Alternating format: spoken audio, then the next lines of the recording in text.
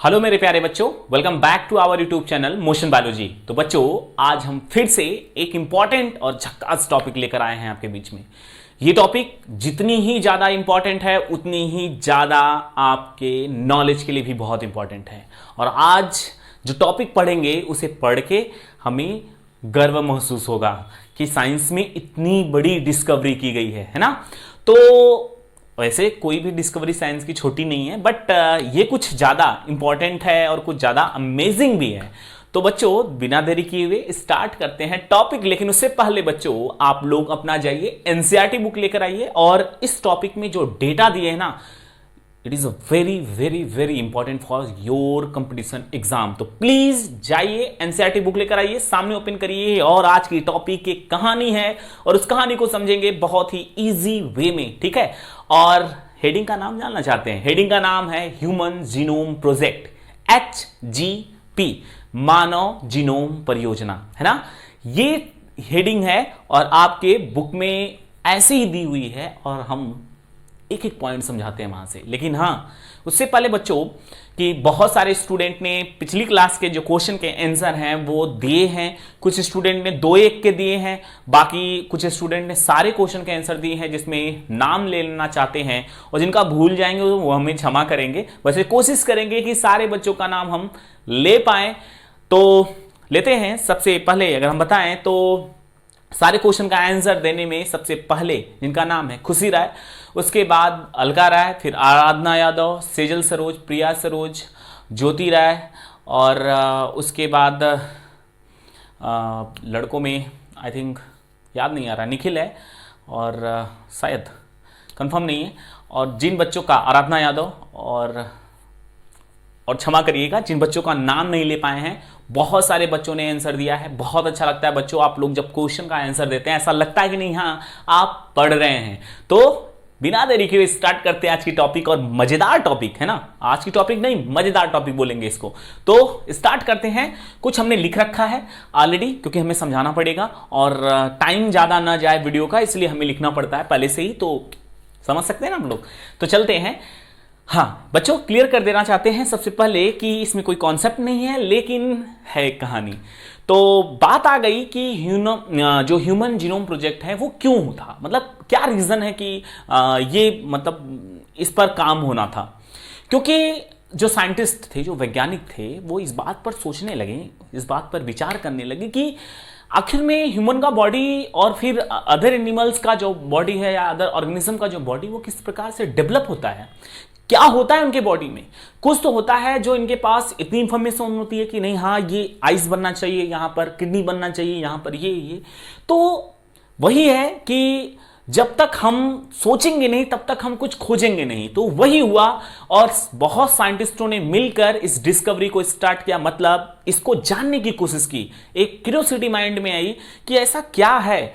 और अगर कुछ आदमी, मतलब कुछ जो पर्सन थे वो बीमार भी पड़ते थे, कुछ लोग जेनेटिक हो जाते थे, तो दिमाग में एक बात आई कि कुछ तो ऐसा है कि मतलब ह्यूमन के पास है जो जब उसके डिफेक्ट होने से दूसरे लोगों में बीमारी आ जा रही है। अभी ये हम लोगों से छूटा नहीं है कि जेनेटिक मटेरियल हमारा कौन सा है, डीएनए है, यानी कि डीएनए हमारा आनुवंशिक पदार्थ है। तो ये बड़ी खोज थी और इसके बाद ही ये माइंड में साइंटिस्टों के ये क्यूरियोसिटी है कि नहीं, हाँ यार कुछ तो होगा, है ना, कोई तो इंफॉर्मेशन होगी या क्या होगा जो कि ह्यूमन के बॉडी को इस तरह से बनाता है। तो बहुत सारे साइंटिस्ट थे तो क्लियर थे कि नहीं, हाँ डीएनए ही हमारा जेनेटिक मटेरियल और वही सब कुछ डिसाइड करता है। लेकिन बात आ जाती है कि अगर डीएनए हमारा जेनेटिक मटेरियल है तो उस पे किस प्रकार से जीन है। कुछ साइंटिस्ट कहते थे कि 20 से 25 हजार जीन है, कुछ कहते थे लाखों में जीन है। तो ये बात कुछ कंफर्म नहीं थी क्योंकि खोज नहीं हुआ था, ठीक है। और इसके साथ ही ये भी दिमाग में चल रहा था साइंटिस्टों के कि जो व्यक्ति में, यानी जो भी पर्सन है, अगर उसमें जीन का डिफेक्ट हो जाता है तो उसको कैसे, किस प्रकार से उसको ठीक किया जा सकता है। क्या हम उसमें कुछ अदल बदली कर सकते हैं, मतलब कि एक ह्यूमन है, अगर उसके जीन में जेनेटिकली कोई प्रॉब्लम आ जाए तो क्या उसको ठीक कर सकते हैं। तो इन सारे क्वेश्चन का आंसर जीनोम प्रोजेक्ट पर था। यानी कि अगर पहले ठीक करने से पहले हमें पता तो होना चाहिए कि डीएनए के किस पार्ट पर बीमारी हुई है, है ना। और इसका मजेदार, एकदम धमाकेदार, इंटरेस्टिंग चैप्टर हमारा बायोटेक्नोलॉजी है, जिसमें हम समझेंगे कैसे क्या होता है। लेकिन यहां पर हमें ये समझना पड़ेगा बच्चों कि मतलब ये दिमाग में क्यूरियोसिटी आ गई साइंटिस्टों के कि मानव के जीनोम को पढ़ा जाए, और पढ़ के कौन सा जीन किस प्लेस पर है, कैसे है वो, कौन कौन से कोडॉन है, वो सारी चीजें लिखनी पड़ेगी। तभी हमें पता चल पाएगा कि ह्यूमन के डीएनए के किस जगह पर कौन सी बीमारी है। और ह्यूमन जीनोम प्रोजेक्ट के आ जाने के बाद बच्चों बहुत सारी बीमारियों को मतलब ठीक किया जा सकना संभव हुआ। और बायोटेक्नोलॉजी में एक बहुत ही बूम आया, मतलब एक बड़ा सा कह सकते हैं धमाका ऐसा नहीं कि कोई बम उम फूटा, मतलब विकास की तरफ बढ़ा, क्योंकि ये मतलब डीएनए को जानना बड़ा जरूरी था, है ना। तो चलते हैं, स्टार्ट करते हैं। बात करेंगे, हम सभी को पता है कि ह्यूमन का जो जीनोम है, मतलब ह्यूमन का जो डीएनए है, वो लगभग 3 गुणे 10⁹ क्या होता है, जो बेस पेयर होते हैं उतनी उसकी लंबाई है। कितनी है लिख देते हैं, लगभग कितना है 3 गुणे 10⁹ ठीक है क्या, बेस पेयर। बेस पेयर, अब कुछ लोग कमेंट करेंगे सर आप तो गलत लिख दिए, 3.3 होता है ना अगुणित का, या बच्चों लगभग बोला गया है ना, एनसीईआरटी में भी लगभग लिखा है, आप उसको 3.3 मान सकते हैं, स्वाभाविक सी बात है। तो 3 गुणे 10⁹ बेस पेयर, ऐसा मतलब ह्यूमन के जो एक सेल के अंदर जो डीएनए होता है उसमें बेस पेयर की संख्या होती है। बच्चों ये जो प्रोजेक्ट था इसको एक और नाम दिया गया, मेगा प्रोजेक्ट, क्योंकि ये प्रोजेक्ट इतना आसान नहीं था। और जैसे ये प्रोजेक्ट जो है मतलब इस पर डिस्कवरी होना स्टार्ट हुआ, तो कह सकते हैं कि बहुत सारे इशू होने लगे। लोग कहने लगे, यानी जो साइंटिस्ट, जो भगवान को मानने वाले लोग थे, वो कहने लगे कि ह्यूमन के जीनोम को कुछ मतलब ह्यूमन जो नेचर ने हमको बनाया है उसमें उसके बनाए हुए प्रयोग, मतलब जो भी कुछ है उसको डिस्टर्ब किया जा रहा है। ठीक है, नेचर ने हमको बनाया है और हमारे डीएनए को डिस्टर्ब किया जा रहा है ह्यूमन के द्वारा। तो बहुत सारे सोशल, मतलब सामाजिक रूप से, नैतिक रूप से बहुत सारी प्रॉब्लम आई। लेकिन क्या हुआ, इसको ढूंढा गया, मतलब इसके बारे में खोज जारी किया गया, मतलब इसके बारे में पूरी जानकारी लेनी थी साइंटिस्टों को।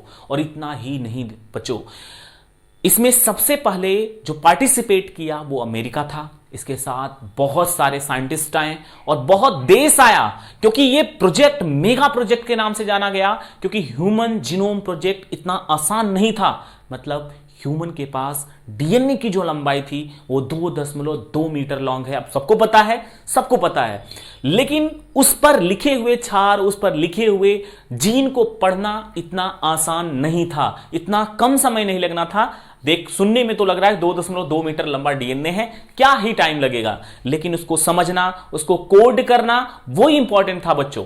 तो इसलिए इसका नाम मेगा प्रोजेक्ट पड़ा, क्योंकि इसमें बहुत ज्यादा पैसा लगे हैं, बहुत ज्यादा पैसा, अराउंड $9 बिलियन, अमेरिकन डॉलर। ठीक है, 9 बिलियन कम पैसा नहीं होता। और केवल ये जानने के लिए कि ह्यूमन के डीएनए में क्या है। और सबसे बड़ी बात यह है कि टाइमिंग ज्यादा लगा, और एक साथ, यानी इस प्रोजेक्ट को पूरा करने के लिए एक साथ कई कंट्री के जो है साइंटिस्ट आए, कई कंट्री ने एक साथ पैसे को इकट्ठा किया, पैसा लगाया कि नहीं, हाँ हमें भी जानना है कि ह्यूमन के जीनोम में क्या क्या है ना। तो चलते हैं क्या हाँ, बात करेंगे कि जो ह्यूमन का जो डीएनए है वो लगभग 3 गुणे 10⁹ बेस पेयर का है। सबको पता है, सबको पता है। अब केवल एक कोड को पढ़ने में, मतलब एक जीन कह सकते हैं बेस को पढ़ने में, जैसे ए है, टी है, इसको पढ़ने में अमेरिकन कितना पैसा खर्च हो रहा था, अमेरिकन कितना $3, मतलब यूएस का $3 पैसा खर्च हो रहा था। कितने को, एक क्षार को पढ़ने में। ठीक है, अब कितने हैं, बिलियंस में है, हमारे पास जो क्षार कितने, मिलियंस बिलियंस में। तो उसको पढ़ने में कितना, यानी टोटल डीएनए को, यानी ह्यूमन के पूरे डीएनए को पढ़ने में कितना पैसा खर्च हुआ, बताते हैं, $9 बिलियन। कम पैसा नहीं होता बच्चों, बहुत पैसा होता है। ठीक है, $9 बिलियन, ये यूएस का इतना पैसा खर्च हुआ। यूएस का अकेले नहीं, सारे देशों ने उसमें पैसा दिया था, लेकिन यूएस सबसे पहले आया, अमेरिका सबसे पहले आया था इसमें। इस बात पर तो भाई मानना पड़ेगा, विकसित देश हैं वो, और इस पर काम करना स्टार्ट किया उन्होंने। यानी कि कितने पैसे लग गए? $9 बिलियन। कम पैसा नहीं होता है, बहुत पैसा होता है बच्चों। और सबसे बड़ी बात है बच्चों कि ये जो ह्यूमन जीनोम प्रोजेक्ट है, इसको मतलब मानो ह्यूमन के डीएनए को, यानी इतना पैसा लगा, अगर ह्यूमन के डीएनए पर लिखे हुए कोड को अगर लिखने की बात करेंगे बच्चों, तो लिखने के लिए हमें एक पेज पर, यानी एक पेज की बात करें तो एक पेज पर कितने पन्ने, मतलब कितने वर्ड लिखने पड़ेंगे? एक पेज पर लिखने पड़ेंगे 1000 वर्ड लिखने पड़ेंगे। और एक एक किताब में कितने कितने पन्ने होने चाहिए? 1000 क्या होने चाहिए? पेजेस होने चाहिए। मतलब समझिए, ध्यान से समझिए, हमने क्या बोला कि ह्यूमन का जो 2.2 मीटर लॉन्ग डीएनए है, उसमें लिखी हुई इंफॉर्मेशन को, उसमें लिखे हुए कोड को लिखने के लिए हमें हर पेज पे कितने वर्ड लिखने पड़ेंगे? हर पेज पर 1000 वर्ड लिखने पड़ेंगे। और हमें एक किताब, मतलब हमें कंसीडर करना पड़ेगा कि जो हम कॉपी ले रहे हैं लिखने के लिए, उसमें हमें 1000 पेज होने चाहिए। मतलब हर पेज पे 1000 वर्ड, और हर एक कॉपी में कितने पेज होने चाहिए? 1000 पेज होने चाहिए। और इस प्रकार से हम लिख पाएंगे 3300 किताबों में, यानी 3300 किताबें लगेंगी, तब जाकर हम ह्यूमन के डीएनए यानी ह्यूमन के जीनोम में प्रेजेंट सारी इंफॉर्मेशन को लिख पाएंगे। यानी ये बच्चों, इसलिए ही इसका नाम मेगा प्रोजेक्ट, मतलब कई कारण थे मेगा प्रोजेक्ट करने का, क्योंकि बहुत लंबा समय लगा। कितना? 13 साल लग गए बच्चों, यानी 2.2 मीटर लंबा डीएनए पढ़ने में 13 साल लग गए। 13 ईयर्स, कम टाइमिंग नहीं होती है। पैसे कितने लगे? $9 बिलियन। ठीक है। और उसके बाद अगर हम इस इंफॉर्मेशन को लिखने की बात करेंगे, तो हमें हर पेज पर 1000 वर्ड लिखने पड़ेंगे। और जो कॉपी हम लेंगे, उस कॉपी में कितने पन्ने होने चाहिए? कितने? 1000 पेजेस होने चाहिए। और उसके बाद कितनी किताबें लगेंगी अगर हम ऐसा करते हैं? यानी एक पेज पर हम 1000 वर्ड लिखते हैं, और हमारे पास जो कॉपी हैं वो उसमें 1000 पेजेस हैं, तो कितनी कॉपियां लगेंगी टोटल लिखने में? यानी कि 3300 किताबें लगेंगी। इतनी किताबें लगेंगी, तब जाके हम ह्यूमन के जीन को, यानी ह्यूमन के डीएनए को लिख पाएंगे। आई थिंक आप इसको समझ हो गए होंगे कि मेगा प्रोजेक्ट क्यों कहा गया है ना। चलिए अब बात करते हैं, लक्ष्य क्या था? ह्यूमन जीनोम प्रोजेक्ट का लक्ष्य क्या था? मतलब क्या साइंटिस्ट चाहते थे कि नहीं, क्या हो जाना चाहिए? तो लक्ष्य की बात करेंगे बच्चों, तो एचजीपी का लक्ष्य हमने लिखा है, बुक देखिए सभी लोग। लक्ष्य यह था कि ह्यूमन के पास, साइंटिस्टों का कहना था कि 20 से 25,000 जीन होते हैं, उसका पता लगाना है। होते हैं, कम होते हैं, ज्यादा होते हैं, कितने होते हैं आई डोंट नो। मतलब लक्ष्य था एचजीपी का 20,000 से 25,000, क्योंकि इस जीनोम के बारे में पहले थोड़ी पता था, ये तो बाद में पता चला ना सर्च होने के बाद कि नहीं, हाँ इतने जीन हैं। अब कितने जीन हैं हम आगे बताएंगे, रिजल्ट क्या आया हम उसके बारे में आगे बात करेंगे अगली वीडियो में बच्चों। यानी कि ये साइंटिस्टों ने ये सोच के किया था, यानी ये पांच पॉइंट, इस 5 पॉइंट को सोचकर उन्होंने किया कि मतलब क्या है ऐसा। तो कुछ साइंटिस्ट कहते थे कि 20,000 25,000 है, कुछ लोग कहते थे कि 30 से 35,000 जीन है। तो पहला पॉइंट था कि ह्यूमन जीनोम प्रोजेक्ट का लक्ष्य क्या था, कि वो पता करना चाहते थे कि 20,000 से 25,000 जीन हैं या इससे ज्यादा है, ये पता करना था। दूसरा, मानव डीएनए को बनाने में 3 बिलियन बेस पेयर का पता लगाना था। मतलब जो ह्यूमन का जो डीएनए था, उसमें जो बेस पेयर थे वो कितने थे? 3 बिलियन थे बच्चों। यानी उसका भी पता लगाना था कि कौन कौन से सीक्वेंस किस प्रकार से अरेंज है। तीसरा क्या लक्ष्य था कि जो भी हमें जानकारी प्राप्त होगी, यानी जीनोम को स्टडी करने में जो भी जानकारी प्राप्त होगी, उसको हम कहीं ना कहीं लिखेंगे, कहीं ना कहीं एकत्रित करेंगे, खास करके कंप्यूटर में बच्चों, और वो भी बड़े बड़े कंप्यूटर। आसान नहीं था। उसके बाद 4th नंबर पर जो भी आंकड़े हमें मिलेंगे, ठीक है, जो भी हमें इंफॉर्मेशन मिलेगी, वो उस इंफॉर्मेशन से हम तकनीकी सुधार करेंगे। मतलब जो भी कमियां होंगी तकनीकी रूप से, यानी कि उसके विश्लेषण के लिए जो हमें आंकड़े मिलेंगे, उसका सही जानकारी प्राप्त करने के लिए हम अपनी तकनीकियों में सुधार करेंगे।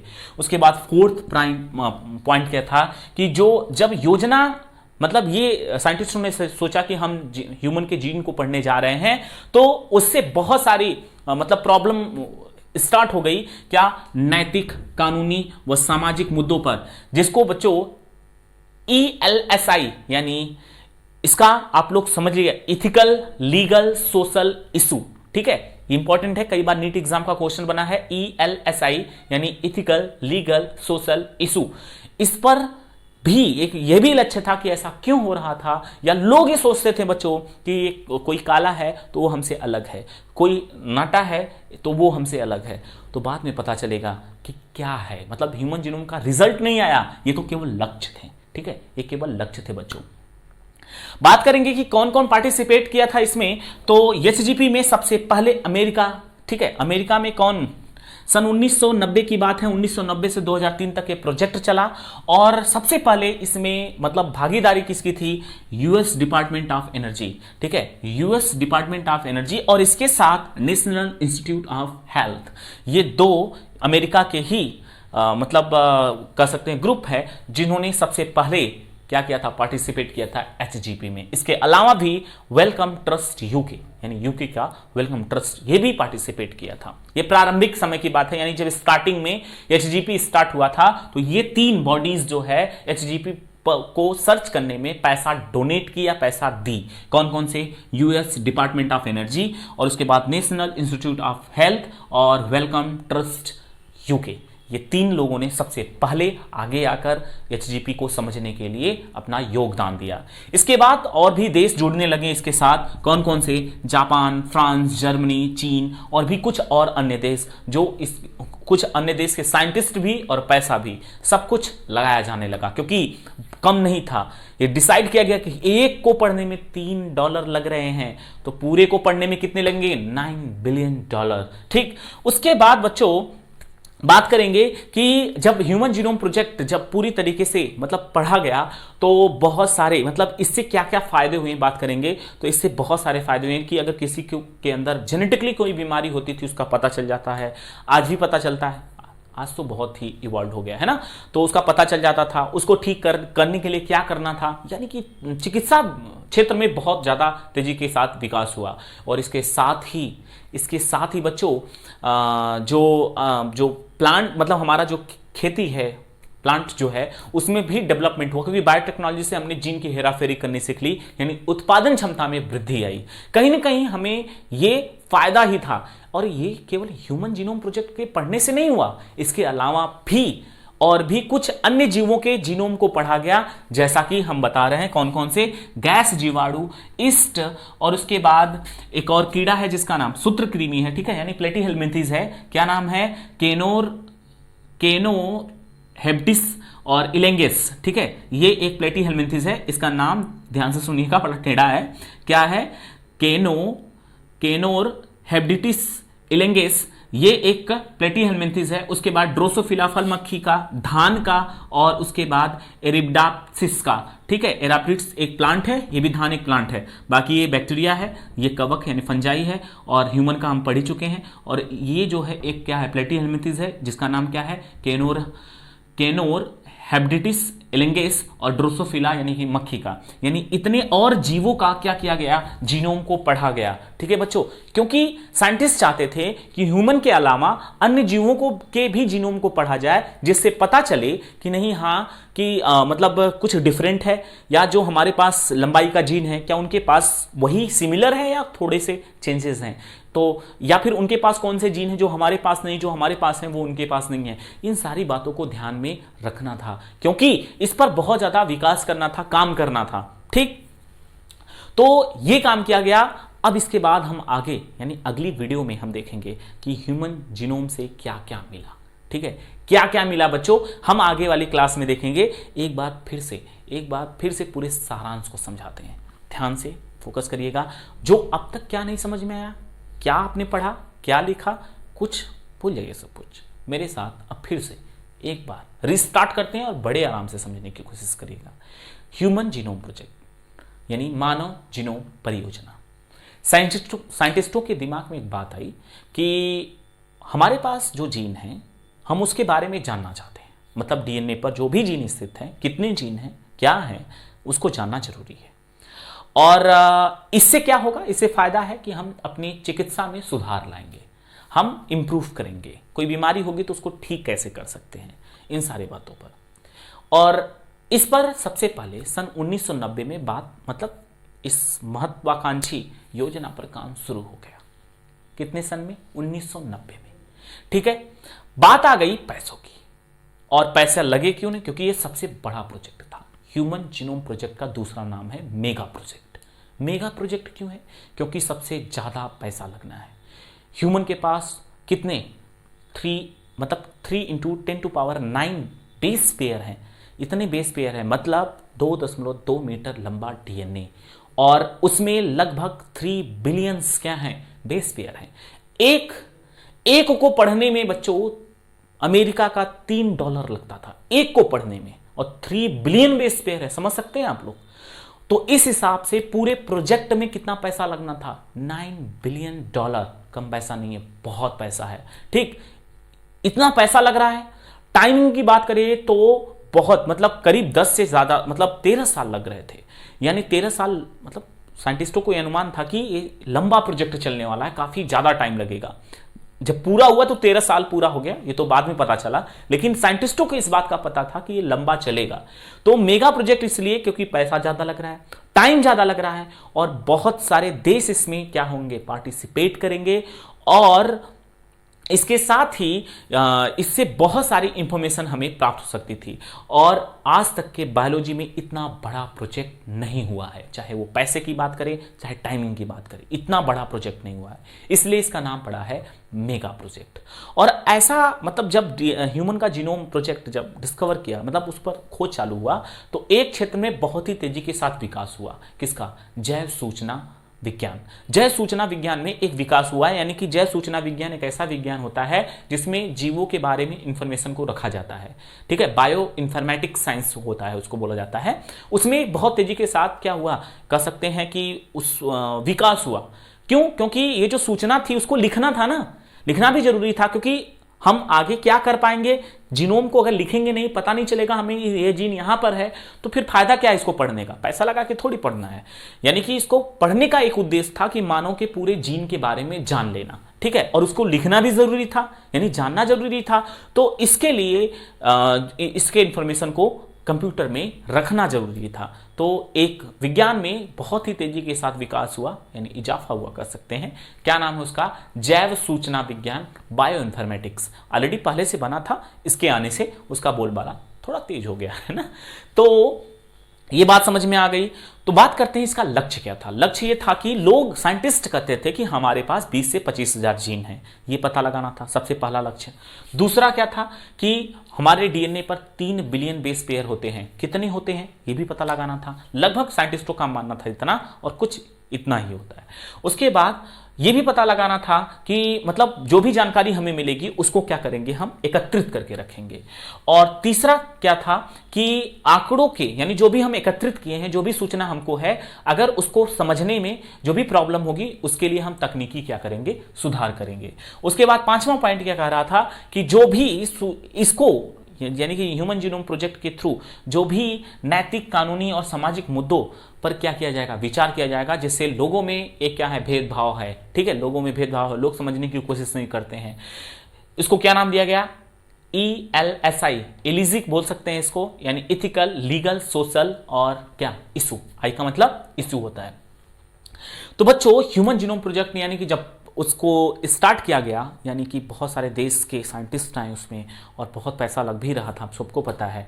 तो उसके आंकड़ों को लिखने के लिए बच्चों, उसके आंकड़ों को लिखने के लिए हमें क्या क्या, मतलब कितने कॉपियों की जरूरत हो सकती है, तो हम बताएं 3300 कॉपियों की जरूरत हो। मतलब अगर हम लिखना चाहें, इतना इंफॉर्मेशन हमारे डीएनए में है, उसको लिखने के लिए 3300 कॉपी चाहिए।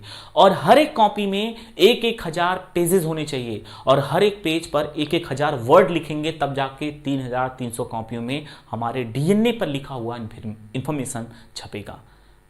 वाह, इतना बड़ा, मतलब सच में बड़ा प्रोजेक्ट है ही। और आज तक इतना बड़ा प्रोजेक्ट बायोलॉजी में तो नहीं हुआ है। आगे क्या होगा आई डोंट नो, देखेंगे, है ना। तो ये बात थी। अब उसके बाद ह्यूमन जीनोम प्रोजेक्ट में सबसे पहले आया कौन?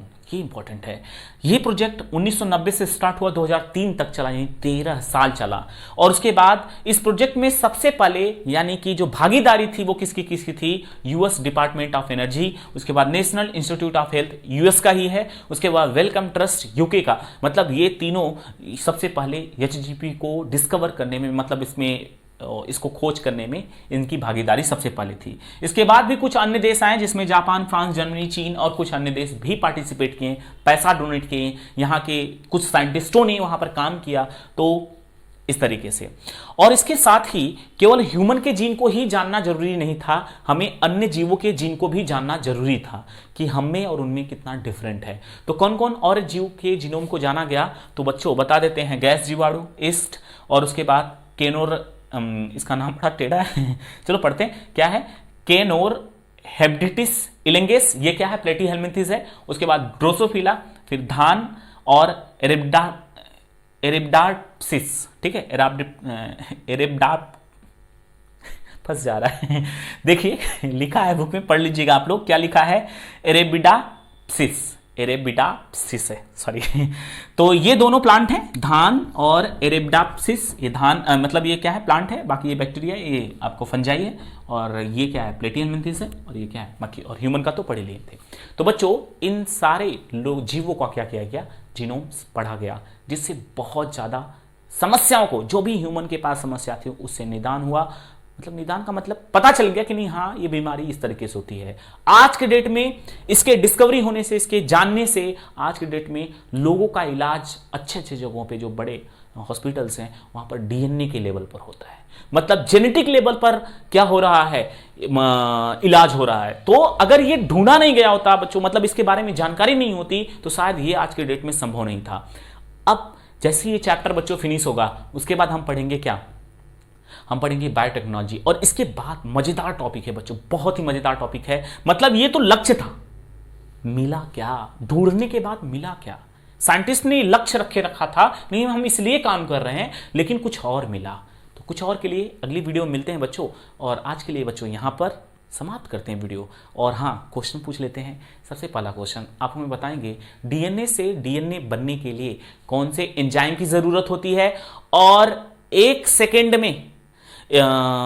सेकेंड में कितने बेस पेयर को वो एंजाइम कोड कर सकता है बिना गलती किए हुए। उस एंजाइम का नाम बताना है और बेस पेयर के नाम भी बताने हैं आपको, मतलब कितने बेस पेयर, हाउ मच। और उसके बाद आप हमें बताएंगे न्यूक्लियोसोम किसे कहते हैं, न्यूक्लियोसोम किसे कहते हैं, मतलब क्या क्या होता है उनमें। आप ये 2 क्वेश्चन हो गया। और तीसरा आप हमें बताएंगे कि जब यूकैरियोटिक सेल के अंदर डीएनए सक्रिय एक्टिव फेज में होता है तो उसको क्या बोलते हैं, मतलब कौन सी अवस्था होती है, यूक्रोमेटिन, हेट्रोक्रोमेटिन।